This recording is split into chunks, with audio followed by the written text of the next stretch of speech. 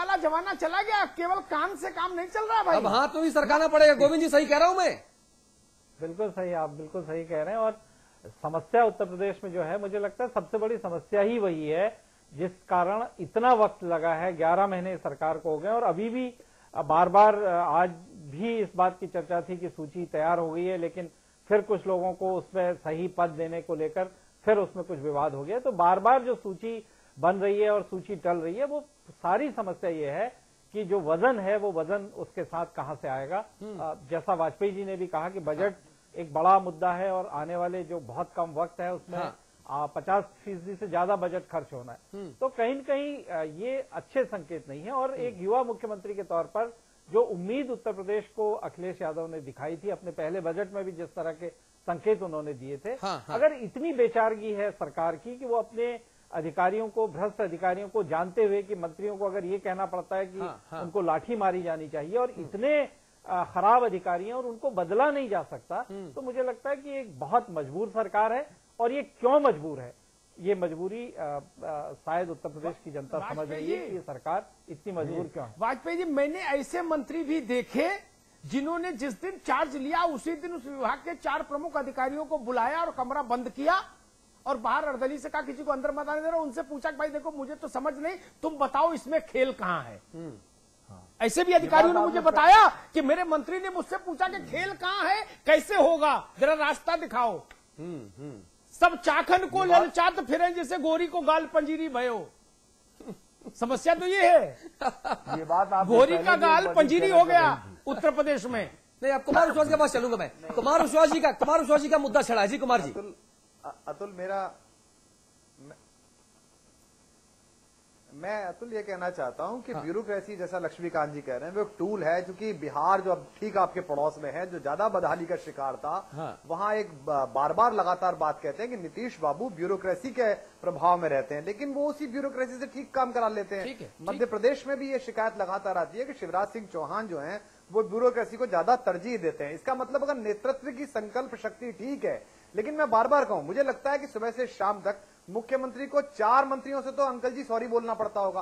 क्योंकि जो भी 70 साल का समाजवादी जिसने 30 साल मुलायम सिंह जी के साथ खाक छानी है, उसको अगर मुख्यमंत्री सचिवालय में बुला दिया जाए तो वो बाहर से ही फोन करता है कि का बाबू ये लड़का अब हमको बुलाया है, देखिए आप। और फिर वो उधर से कहते हैं, सुपर सीएम कहते हैं हमारे मुलायम सिंह जी के, मैं बात करता हूं, आप नाराज मत होइए। आजम खान कुछ और बोलने लगते हैं, शिवपाल कुछ और बोलने लगते हैं।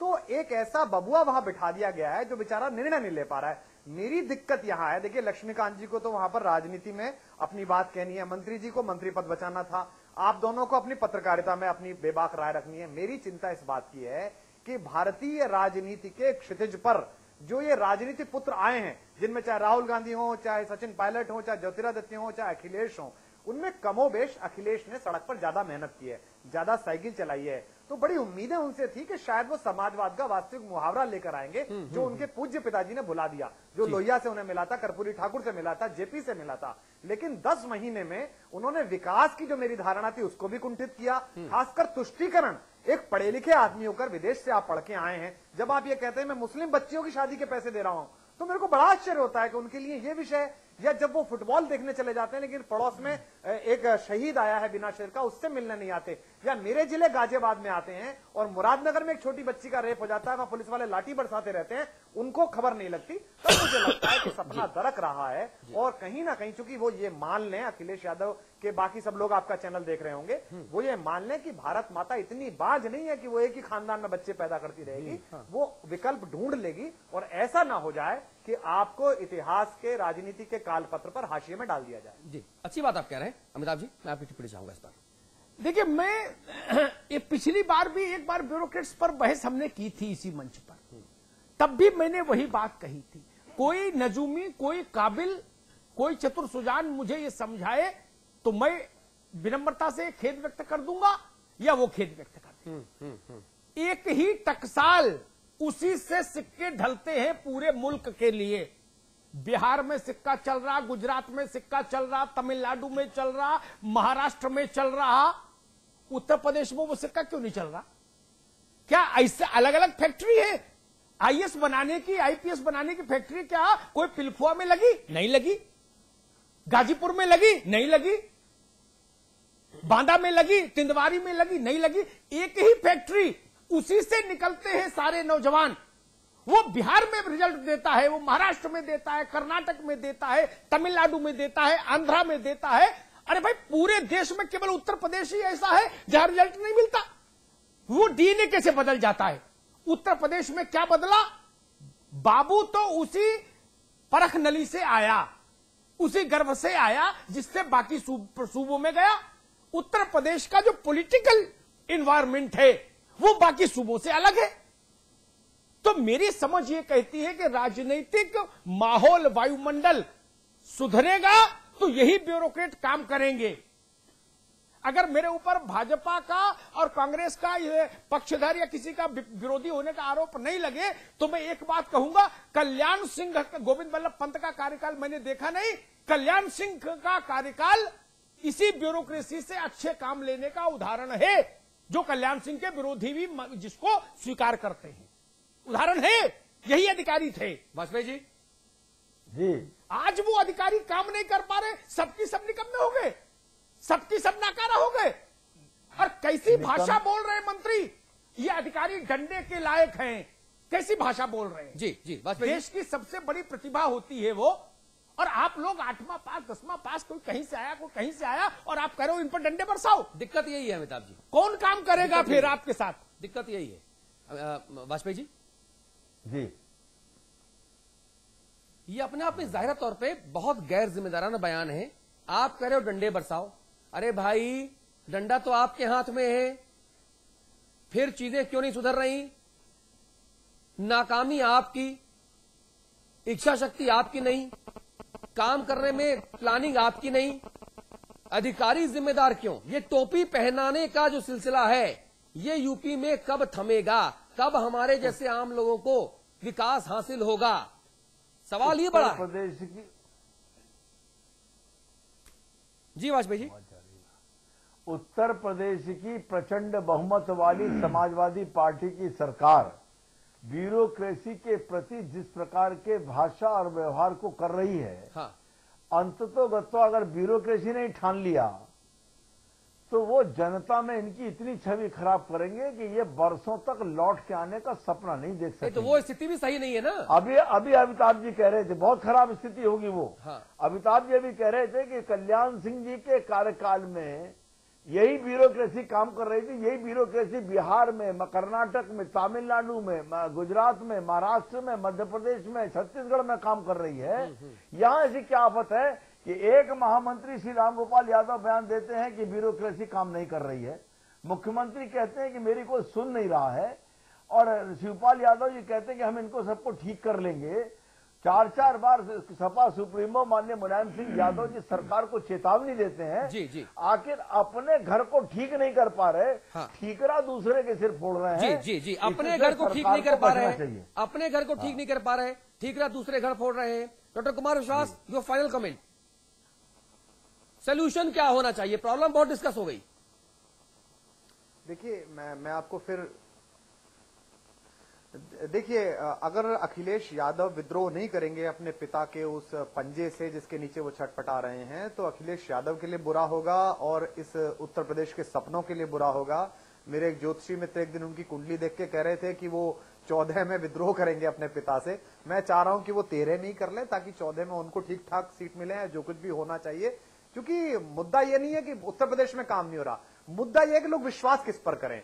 हर बार, जैसा मैंने शुरू में कहा था, इस बहस के शुरू में जब मंत्री जी मौजूद थे, मायावती कहती हैं कि मैं मुलायम सिंह जी के लठैतों से आपको मुक्ति दिलाऊंगी, आती हैं डकैती डालती हैं। फिर मुलायम सिंह कहते हैं मैं इनके खिलाफ जांच कराऊंगा, इसके भ्रष्टाचार से मुक्ति दिलाऊंगा, आते हैं वो अपनी लठैती करते हैं। दोनों एक दूसरे के खिलाफ जांच नहीं कराते, दोनों एक दूसरे के खिलाफ सीबीआई को लिख के नहीं देते केंद्र को, और दोनों हाथ मिलाए नीचे नीचे रहते हैं। जब आप पूरी वर्दी पहनकर एक एसपी से चरण छुआएंगे, जब ये कहेंगे आप चलती मीटिंग में कि खाओ लेकिन जरा देख के खाओ यार, जब ऐसी बातें कहेंगे, आजम खान साहब का जो व्यवहार है पिछले 1 साल में मैं देख रहा हूं, 9 महीने में, ऐसा लग रहा है कि शायद वो अमरबेल के पत्ते चबा के आए कि अब 2-3 हजार साल उन्हीं का शासन रहना है, अकबर के बाद सबसे ज्यादा समय वही रहने वाले हैं। जिस अहमन्यता और अहंकार पे वो उतरे हुए हैं, उन पर कोई अंकुश है कि नहीं है? ठीक बात है अमिताभ जी। डिस्क्लेमर यहां जरूर देना चाहूंगा कि हमारे पैनल में शामिल तमाम जो मेहमान हैं उनकी राय उनकी निजी होती है। ये समाचार प्लस की सहमति या असहमति के बिना हमारे चैनल पर इस लाइव कार्यक्रम में दिखाई और सुनाई जा रही है। अमिताभ जी, देखिए, मैं संपादकीय टिप्पणी में एक बात जरूर कहूंगा जो इस बहस में हिस्सा नहीं बन पाई, बनना चाहिए था। हाँ हाँ, जब भारत की सार्वकालिक सर्वोत्तम मेधा ने एक साथ बैठकर संविधान बनाया तो उसने ये तय किया कि जो पॉलिटिकल लीडरशिप है उसकी सुपरमेसी रहेगी, लेकिन वह शासन की निरंतरता का प्रतीक नहीं होगा। शासन की निरंतरता का प्रतीक नौकरशाही होगी। वह शासन है। और अगर ये भाषा बोली जाए कि इनके डंडे मारो सबके, इनको उठा के फेंको, ये भाषा ठीक नहीं। तंत्र के बिना पॉलिटिकल लीडरशिप क्या करेगी सिवाय भाषण देने के? ठीक बात है। आपको भरोसा करना सीखना चाहिए। मुझे याद है श्रीधरन ने एक बार मुझसे कहा, मेट्रो के जो फाउंडर थे, कि वाजपेयी जी ने मुझे बुलाया, कहा कि श्रीधरन हम चाहते हैं मेट्रो का काम संभालो। तो श्रीधरन ने कहा कि वाजपेयी जी 99.9 भरोसा होगा आपका तो पद नहीं लूंगा, मैं 100% भरोसे पर पद पर आऊंगा। आपको भरोसा करना होगा, नहीं तो क्या समाजवादी पार्टी के कार्यकर्ताओं को कलेक्टर और कप्तान बना दूं? वो उनको जिला मुख्य विकास अधिकारी बनाया जाएगा? नहीं, यही लोग जो इम्तिहान पास करके आ रहे हैं, यही लोग प्रदेश चलाएंगे। इनमें संस्कार दीजिए, इनमें निष्ठा रखिए, इनमें भरोसा रखिए और अपना आचरण ऐसा रखिए कि अधिकारी आपके नैतिक बल से डरे। अधिकारी आपकी और किसी चीज से नहीं डरता। और अब तो स्टिंग और सीबीआई का युग है, 2 मिनट में मंत्री का चेहरा काला हो जाता है। अधिकारी इस बात को भी जानता है। आपका नैतिक बल, आपका तप, आपका जनाधार अधिकारी को ईमानदार रखेगा। लेकिन जब आप अधिकारी से कान में ये पूछेंगे कि गुरु खेल बताओ, खेल किधर है, तो जब वो आपको खेल बताएगा और आप उससे उम्मीद करें वो गंगा जल पी के रहे, आपको खेल बताए और खुद तुलसी पत्ता खाए, केवल नवरात्र का व्रत करे और आप 56 भोगे, नहीं, ये नहीं होगा। ईमानदारी जी गंगोत्री से शुरू होगी, तब गंगा सागर में मामला बनेगा। आप उल्टी गंगा बहा रहे हैं। और मैं इस पक्ष में नहीं, नौकरशाह भी भ्रष्ट, नेता भी भ्रष्ट, इसके सैकड़ों उदाहरण है, आज देने की जरूरत नहीं। लेकिन फिर भी नौकरशाहों के लिए इस तरह की शब्दावली ठीक नहीं कि इनके डंडे मारो। ये शब्दावली राजनीतिक नेतृत्व को शोभा नहीं देती। जवाहरलाल से लेकर और वाजपेयी तक कभी ऐसी शब्दावली का इस्तेमाल नहीं हुआ इस देश में। जी, तो उत्तर प्रदेश उत्तम प्रदेश बने, नौजवान मुख्यमंत्री अखिलेश यादव जी के जो सपने हैं वो सपने विकास के तौर पर परिलक्षित हों, फलीभूत हों, ये हमारी शुभकामनाएं हमेशा से रही हैं। लेकिन बड़ा सवाल ये है कि उन सपनों को पलीता लगा कौन रहा है? जो आरोप लगते हैं कि मुख्यमंत्री जी विजनरी हैं, मुख्यमंत्री जी विदेश से पढ़कर आए हैं, वो चाहते हैं प्रदेश में विकास की बयार बहे। लेकिन चाचाओं के चक्रव्यूह में जिस तरह से मुख्यमंत्री जी घिरे हुए हैं, क्या ये सबसे बड़ी प्रॉब्लम है? क्या अधिकारी प्रॉब्लम है? क्या पूरा तंत्र बड़ी प्रॉब्लम है? अगर हां, तो इससे यूपी के लोगों को क्या लेना देना भाई? आप सरकार इसीलिए है कि सारी प्रॉब्लम्स को दूर करके प्रदेश को विकास दीजिए। और अगर आप नहीं दे पा रहे तो कहीं ना कहीं आप खुद एक बड़ी प्रॉब्लम है, ये समझना पड़ेगा। आप सभी का बहुत बहुत शुक्रिया। डॉक्टर कुमार विश्वास, अमिताभ अग्निहोत्री जी, गोविंद भाई, वाजपेयी जी, बहुत धन्यवाद आप सभी लोगों का। आपके अपने चैनल समाचार प्लस पर खबरों का सिलसिला लगातार जारी है। नमस्कार।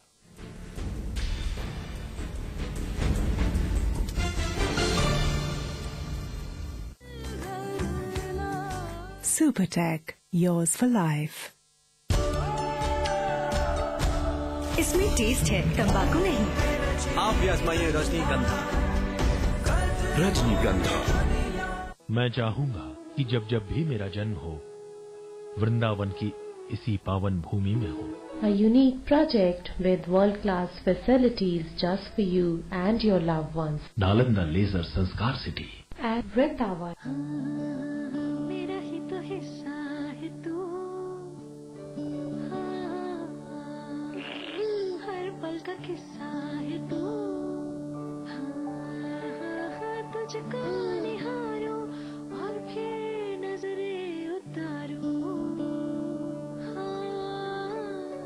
खुशियाँ दी इतनी सारी सब तुम पे वारो। पर सोचती हूँ कभी कभी, कब तक रहेंगी ये खुशियाँ बनी? अगले बच्चे से पहले रखेंगे 3 साल का फासला, ताकि मुन्ने की हो सही देखरेख और तुम दोनों रहो सेहतमंद। फिर रहेंगी खुशियाँ बरकरार। और इसका एक सही तरीका है, IUCD। महिलाओं के लिए सबसे असरदार लंबे समय वाले गर्भ निरोधक उपायों में से एक है IUCD।